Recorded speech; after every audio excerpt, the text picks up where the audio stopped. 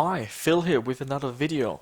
Today we're gonna build a 386 with a twist. It's gonna be a high performance 386, but we're gonna use a mix of modern and old parts just to have the machine be a bit more reliable and easier to use. And it's also quite hard to find some of these old parts, so if you can substitute them for new stuff, it makes your life easier. Going forward, we're going to build the machine, but I'll also talk about the components, why I chose them, and maybe suggest some alternatives that are quite popular, because there are always alternatives and other ways of doing things, so this is not set in stone. These are just parts that I think work really well. After that, I'm going to walk you through the BIOS options. We're going to have a look at installing MS-DOS, but before that, how to partition and format the hard drive. And at the end, we're going to have some gameplay. I'm going to use Wing Commander 2 because that's a game that runs really well on the 386, but also features Sound Blaster with digital speech and sound effects, as well as MIDI for music. So it's a really good game to showcase what this machine is capable of. So grab yourself some coffee, tea, beer, or whatever you're into and enjoy this video. The case I'm using is a standard ATX case from A1, and the power supply is a Gigabyte 420 watt, so nothing special. It's a fairly cheap and basic case, all we really need for this build. So this is the motherboard I'm using, the FX3000 revision 1.0. I've upgraded the cache to 256 kilobyte, RAM is 4 megabyte, and the processor is a 386DX from AMD with a rated clock speed of 40 megahertz. Note that you need an oscillator that is twice as fast. So I've got an 80 megahertz oscillator. And that means if you swap out the oscillator, for example, for 66 or 50, then you get a processor running at 33 or 25 megahertz. So it gives you a bit of flexibility. The other thing I want to mention about this motherboard is it needs a BIOS battery here. So that's what this battery pack is for. And it just has some headers here. And that makes sure that the BIOS settings get remembered and also that you have a working date and time. Before putting the motherboard into the case, I usually place the motherboard on its own without the standoffs and just visualizing where the standoffs need to go, because you don't want to put a standoff where it shouldn't go and cause a short or some other issues. And after that, I put in the standoffs and mount the motherboard. So that's all done. You might have noticed that the motherboard doesn't really have mounting holes on the top right hand side, and there's a bit of a flex, so you just gotta be careful that the motherboard doesn't touch the case. What I'm gonna do is just put some paper in there, just fold it up, so that way there's a bit of an insulation between the case and the motherboard. Okay, I believe it's time to fill this machine with some cards. We're gonna start from the bottom. So right at the bottom, I'm going to put in a Sound Blaster Pro 2. The reason behind that is, in a 386, there are a lot of games that don't use MIDI. So for those games, you really want to have an authentic Yamaha OPL3 chip. And the Sound Blaster Pro 2 is a really good sound card in that regard. The next card is a MIDI interface, the Roland MT-32, and we're going to use that to drive our Roland MT-32. We also need a graphics card. I went for the Diamond Speedstar 24X, really good ISA graphics card, very fast. What are some of the other alternatives?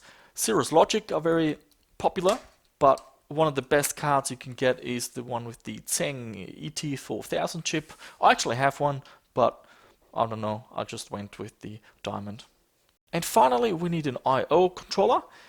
I swear by the Goldstar Prime 2. I think I've got around 6 or 7 of those controllers and they all work, whereas I've got other ones from UMC and they're all not working for some reason.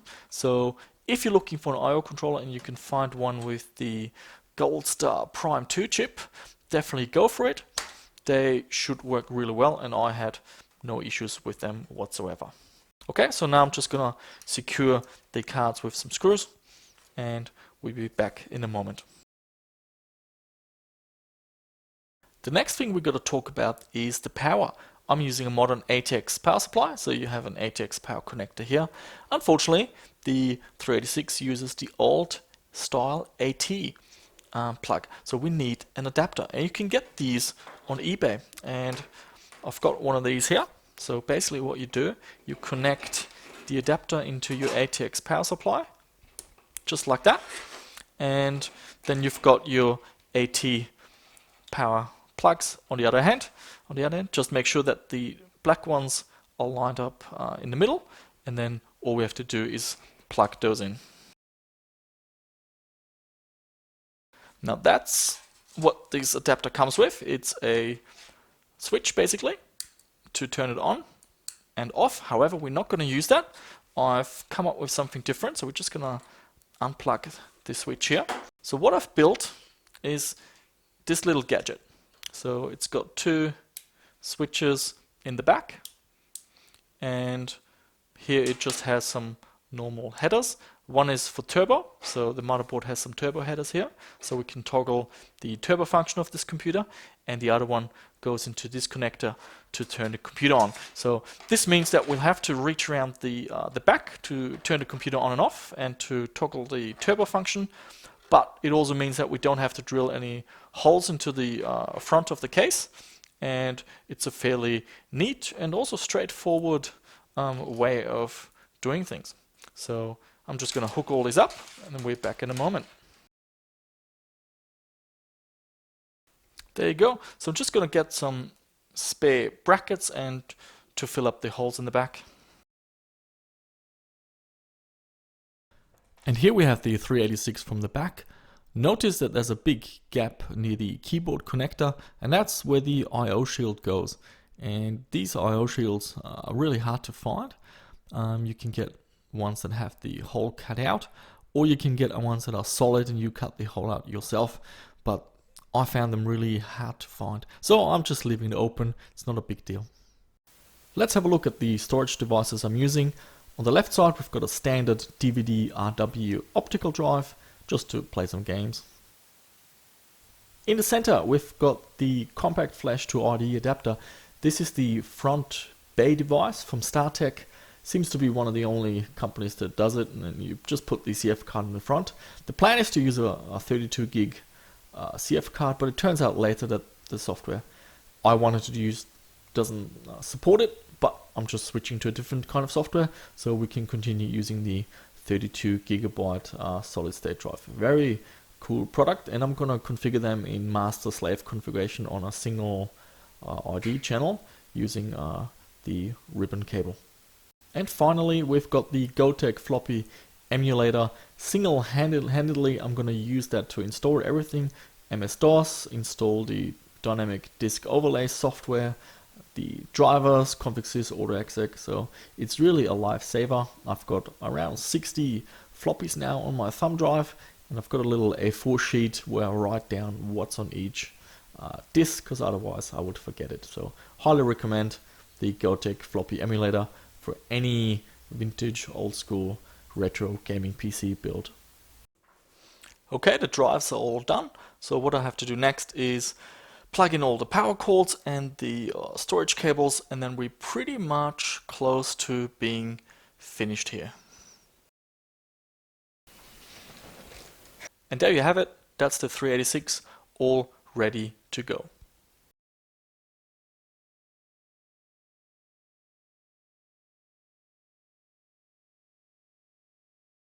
Okay everyone, so here we are in the BIOS. Usually the first thing I do is load the BIOS defaults, and then we're gonna have a look and see what we need to do here. So the date and the time, I've already set that up, and with the hard disk type, this BIOS doesn't even have an auto detect for the hard drive, so you have no choice but to manually enter data.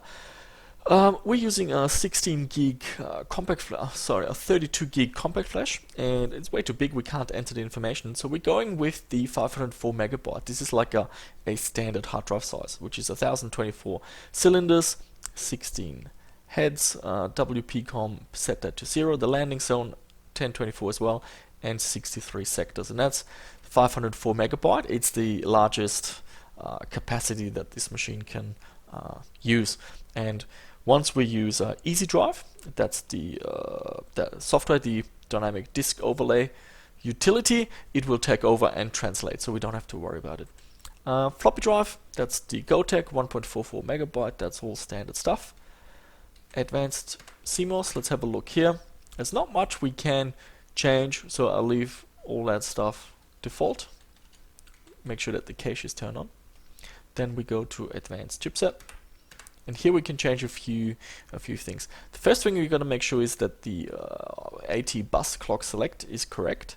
So CPU clock divided by 6, so 40 divided by 6, that's a little bit too slow. We want around 8 megahertz, so we change that to CPU clock divided by 5, which gives us exactly 8 megahertz.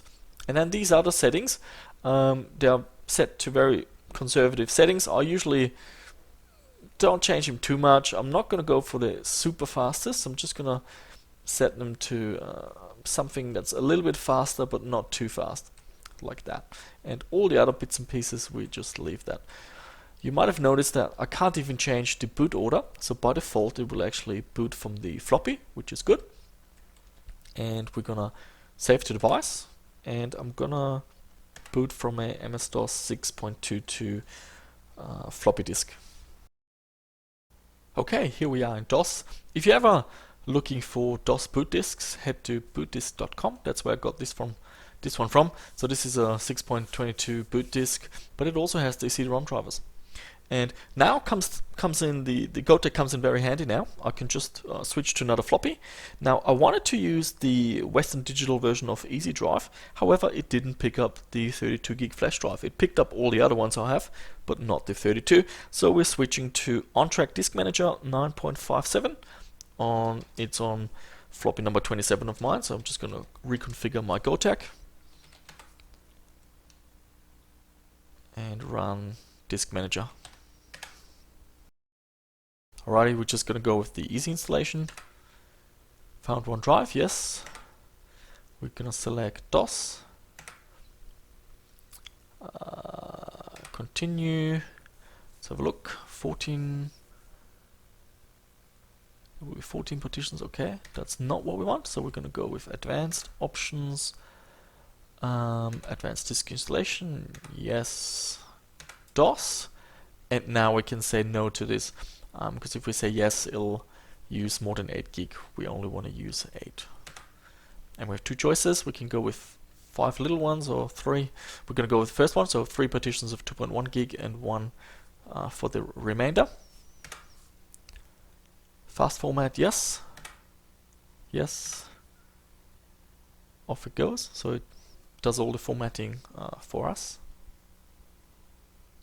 Okay, it's looking for boot disk, so I'm just gonna switch the Gotek to my first,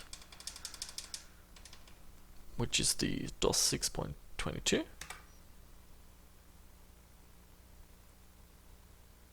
Yeah, it's copying the boot files. Let's just do a reboot, see what happens. Remove the floppy, yes. Control Alt Delete. Okay, so press spacebar. Alrighty, so to install operating system via floppy, insert the first floppy and then press space. That's what we're going to do. So I'm going to reconfigure my Gotek again. I've got the DOS disks on number 18 and press space. So now it's going to boot from the MS-DOS installation disk. And we're just going to install MS-DOS 6.22 like you would on every other machine. One other benefit with the dynamic drive overlay from On-Track is that it gives you the option to boot from a CD, which on this 386 is otherwise really impossible. You can go through other programs, but why not use the disk manager and do it for you? Okay, so we're just going to install DOS 0.622 and we'll be back in a moment. Okay, so we are done here. So just going to remove my USB from the Gotek, press enter, and we're going to do a reboot, and we should now have a full 6.22 installation. There you go, that's all working. So once again, I'm going to use my Gotek. I'm going to use my MS-DOS starter pack. You can get these from my website. I'll put a link down in the description. What that does, it gives you a boot menu for all the memory options. So let me just figure out what the command is. I think it's xcopy.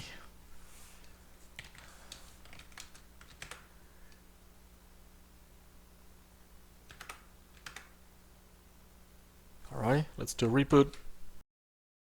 Okay, let's go with the first option. So we should have a mouse. I'm using a serial mouse. This drive is working. Let's have a look how much memory. So we've got 603K. Plenty. Okay, so what I'm going to do now is shut the machine down, remove the compact flash card, and I'm going to load some games onto it, specifically Wing Commander 2, and I'm going to switch back to my camera and we're going to play some Wing Commander 2. Okay, the hard work is all done. Now I can sit back and actually enjoy some games, take us back in time and relive some of these golden moments. So here's my setup now. I've got the Microsoft Sidewinder joystick, the Roland MT-32. I just put it underneath the monitor for the time being. Everything is captured as well, so the image on the screen will be externally captured as well as the sound being recorded. So I'm just going to reach around and turn the computer on. I did check the turbo button. That works as well. So that little switch I put in the back works as planned. So 3 games we're going to look at. The first one is Wing Commander 2. I've also got Indiana Jones, Fate of Atlantis, and then Gods. So let's play some Wing Commander 2 first. So we just install all the sound options. So for music, MT-32, and Sound Blaster with speech.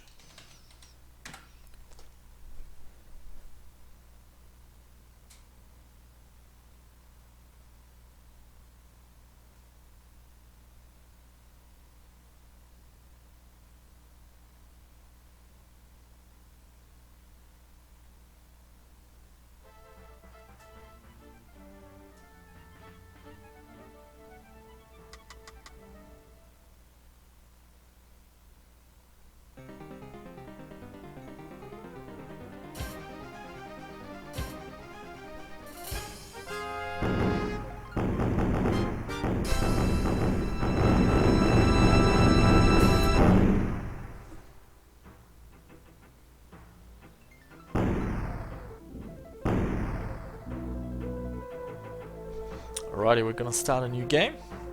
So mouse is working fine as well. There's a big introduction.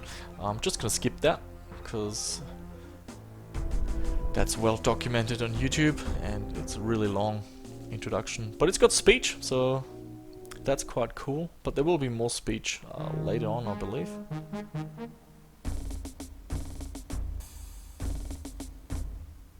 Alrighty, so we're just going to create a new player.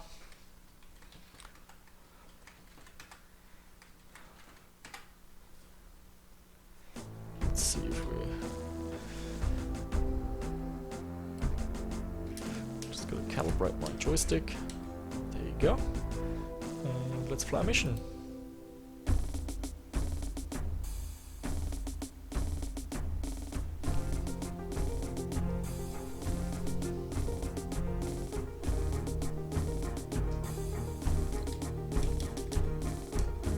Alrighty, come on, let's go.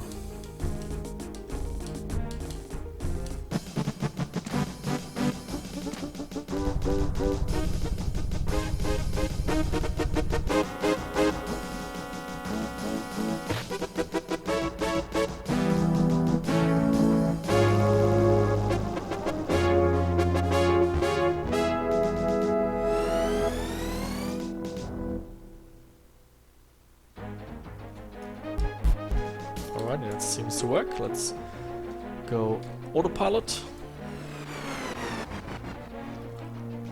They're attacking us, sir. Alright, let's give some orders. Affirmative, Attack. Captain.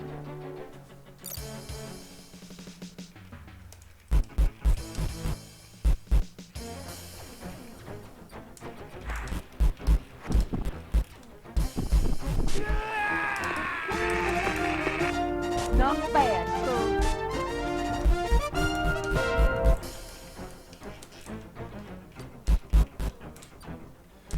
target, Captain.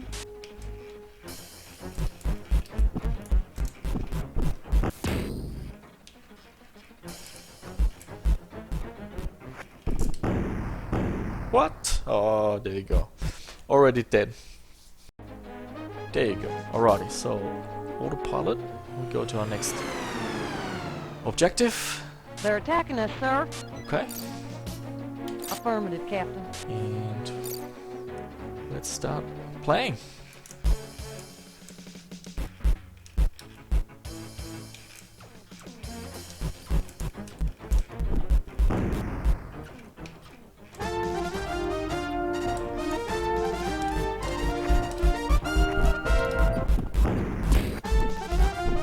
One fighter down.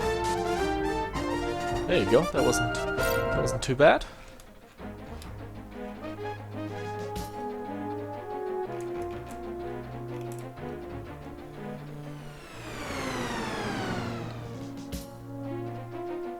Alrighty, so here we're just gonna dodge some asteroids. I don't like that bit. It always seems like some random asteroid just gets you out of nowhere.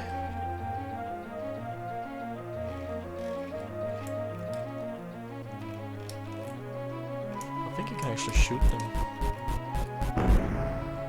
Yeah.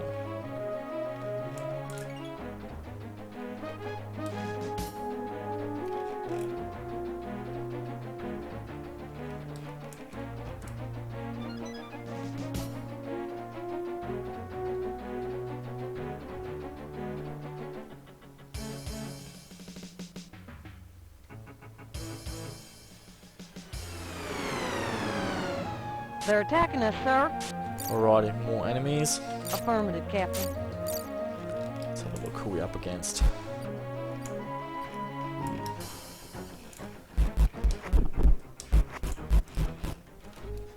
Have we got weapons? Doesn't look like it.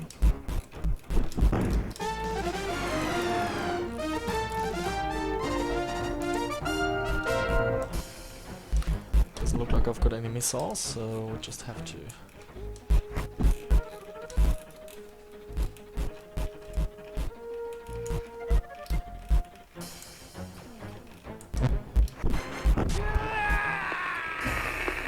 Alrighty, one more. Where is he? There you go.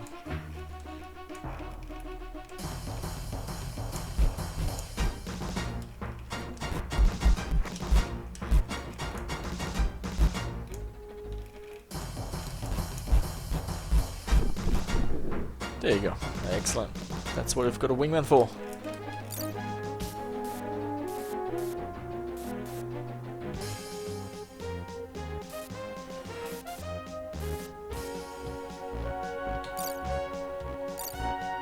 You are cleared to land.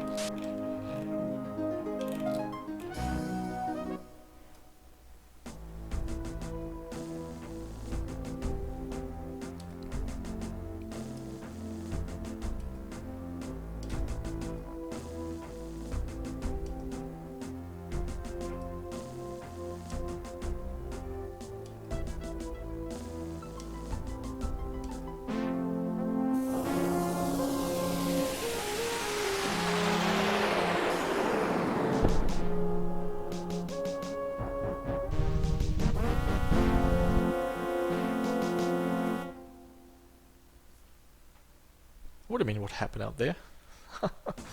Alrighty, so exit to DOS. So I don't think we need the joystick anymore. So we're gonna play some, let's do some Fate of Atlantis first. Atlantis R for Roland.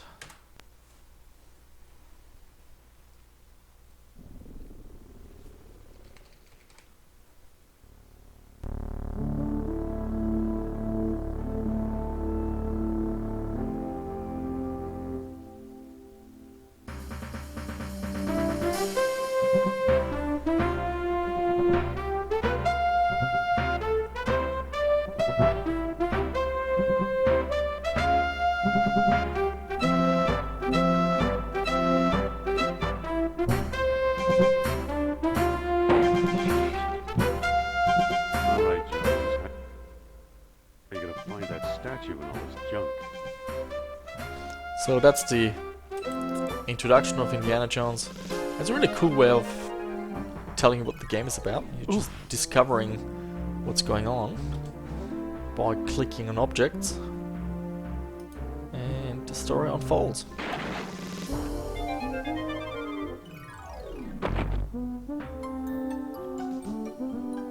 So this is the CD version. It came out a little bit later, and it had speech and extra sound effects. These books don't look familiar.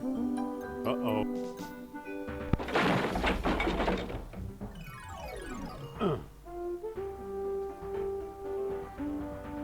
Better get that roof checked. One of Tutankhamun's pets. Yow!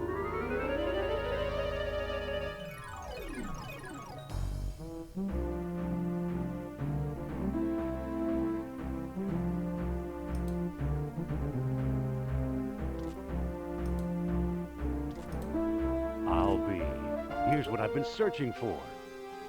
Strange looking thing. I wonder where Marcus picked it up.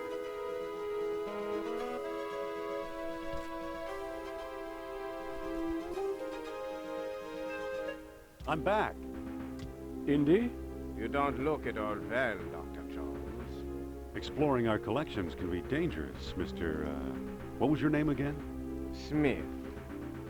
Tell me, did you find a lock to match my key? Alrighty, that's all Bet I. working. Let's just press escape and play a Well, little bit here of I the am game. in New York, wondering how Sophia Hapgood got mixed up with Nazi spies. So we can pick up the newspaper here. I just gotta see if I remember all this. There was like a way around.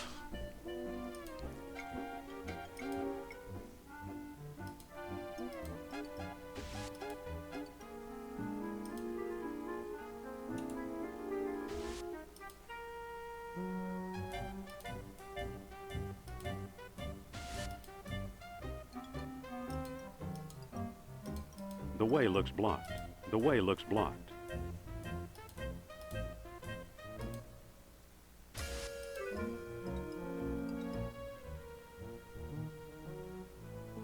Wait! You must be the new doorman. About time they got rid of Biff. He was such a pushover. I want a reading with Miss Hapgood.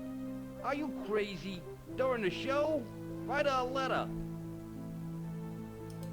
Hold on! You can't go out there. Take it easy and watch the show. Here, my friends, is Atlantis, as it might have appeared in its heyday. Glorious, prosperous, socially and technically advanced, beyond our wildest dreams. 5,000 years ago, while everyone else still wore animal skins, the mighty spirits of Atlantis dared to build a city where knowledge and power were united in true happiness. Centuries later, the famous philosopher Plato wrote about it. He placed Atlantis on a continent out in the deep ocean and described how it was divided into 3 circular parts, such as you see here. Isn't she something? She can go on for hours. Alrighty, so let's quit this and we're gonna try the third game. Gods, that's more of an arcade game, but it also supports the Roland, so I think that's all we need to do.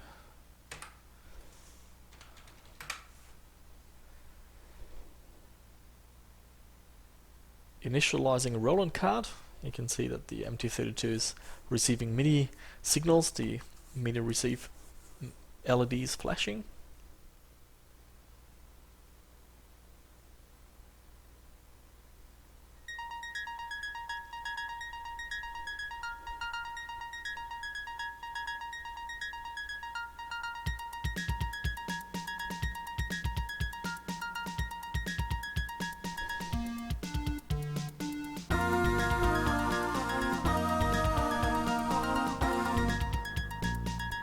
There you go. And I believe one difference is that only the MT-32 game, our version has music during the levels.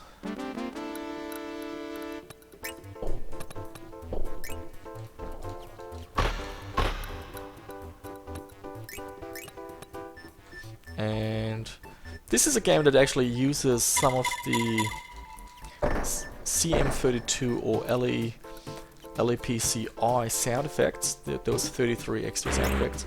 So you'll notice that some of the sounds sound a bit off on the MT-32 or are absent altogether. Like this sound is not right. So on a CM32 you'll get a better sound.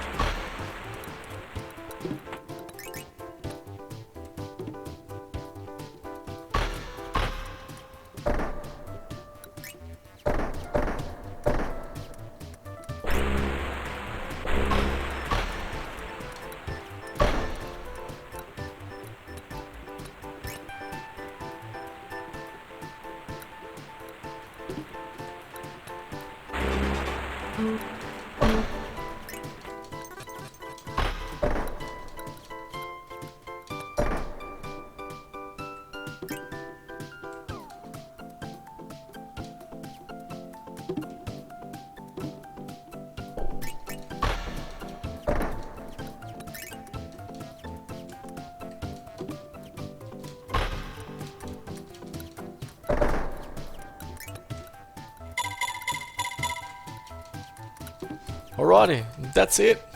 Let's get out of this. And that's it for me. Thanks for watching this video. I had a lot of fun putting this together, and hopefully you enjoyed watching it. If you want to see more videos from me and you're interested in this kind of stuff, please subscribe to my channel. The button is in the bottom right of your screen. And hit the like button if you enjoyed it. And any questions, comments, feedbacks, please leave them down below. Always interested to hear from you what your thoughts are on what I do and any suggestions. And that's it. Thanks for watching. Have a great day.